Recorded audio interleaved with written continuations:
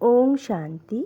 Spark द्वारा संकलित मुरली में आने वाली कहावतें और कहानियाँ ग्रंथ से आज मैं उद्धव की कहानी आप लोगों के साथ शेयर करने जा रही हूँ।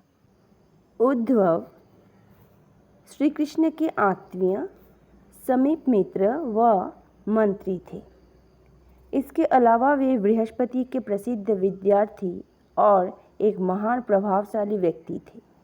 गोपियों के साथ खेलने और बड़े होने के बाद श्री कृष्ण वृंदावन छोड़कर मथुरा गए तो उन्हें वहां राजकुमार घोषित किया गया, क्योंकि वे मथुरा की गद्दी के उत्तराधिकारी थे।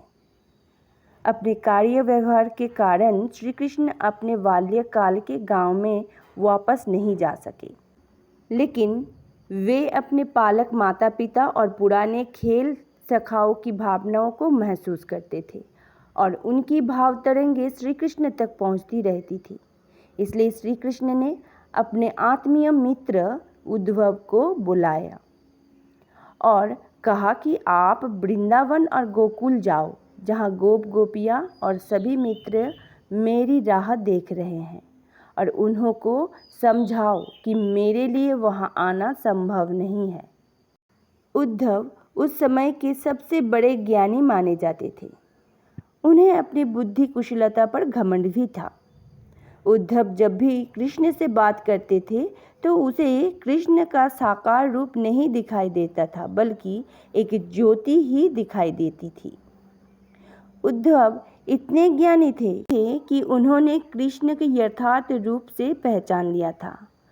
भौतिक स्वरूप की जगह वो हमेशा एक ज्योति को देखते थे। जब कृष्ण ने कहा कि गोपियां उनसे जुड़ी हुई है तो उद्धव समझ नहीं सके। उन्होंने सोचा कि गोपियां क्यों कृष्ण से जुड़ी हुई है। माया के कारण वे प्रेम प्यार का अनुभव कर रहे हैं, लेकिन यह प्यार उन्हें काफ़ी दर्द तकलीफ पहुंचा रहा है। उद्धव ने हर एक को ऐसा मोह न रखने की समझानी देने का संकल्प किया, लेकिन वह जब वृंदावन पहुँचे तो कोई उनकी सुनना नहीं चाह रहा था। वे सब कृष्ण के वापस आने का इंतज़ार कर रहे थे। उन्होंने उद्धव से कहा कि तुम सबसे बड़े ज्ञानी हो सकते हो, लेकिन तुमने अभी तक भगवान का प्यार अनुभव नहीं किया है, इसलिए तुम्हारा ज्ञान अभी अधूरा है। यदि तुम प्यार का अनुभव करो और उससे उत्पन्न दुख दर्द को महसूस कर सको, तब तुम जानोगे कि हम क्या महसूस कर रहे हैं।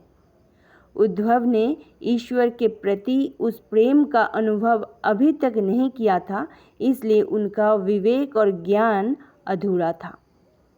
उन्हें इस घटना से संदेश मिला कि ईश्वर को पाने के लिए केवल ज्ञान ही काफ़ी नहीं है, लेकिन अटूट प्रेम की भावना भी आवश्यक है।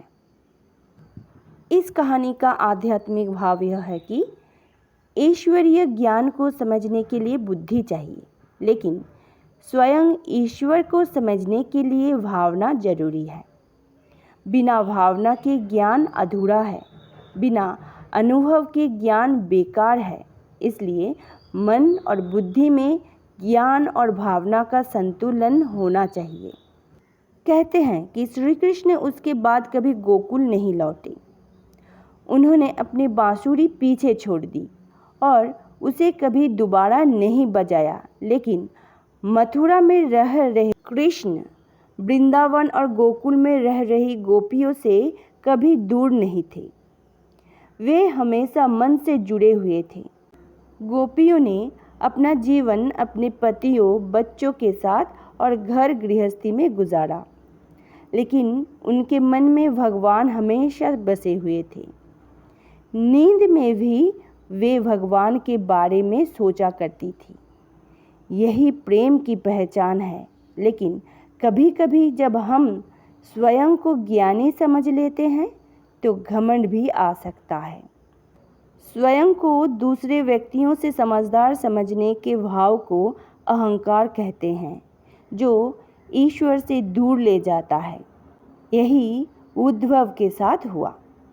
अपनी बुद्धि विवेक के घमंड में आकर उन्होंने शुद्ध भक्ति और प्रेम के अनुभव को खो दिया। इसलिए शिव बाबा अपने बच्चों को ज्ञान के साथ साथ गोपियों की तरह भावना युक्त होने की सलाह भी देते हैं।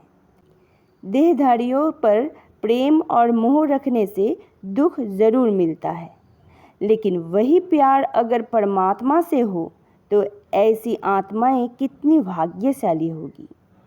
सुख की अनुभूति के लिए परमात्मा के साथ सच्चे दिल का प्यार व शुद्ध मोह रख उसी में लवलीन रहना है।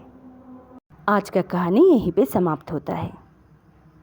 तो बाबा के साथ सदा लवलीन रहे और बहुत सुख आनंद, बाबा का प्रेम और बाबा का प्यार अनुभव करें, जीवन मधुर बनाएं।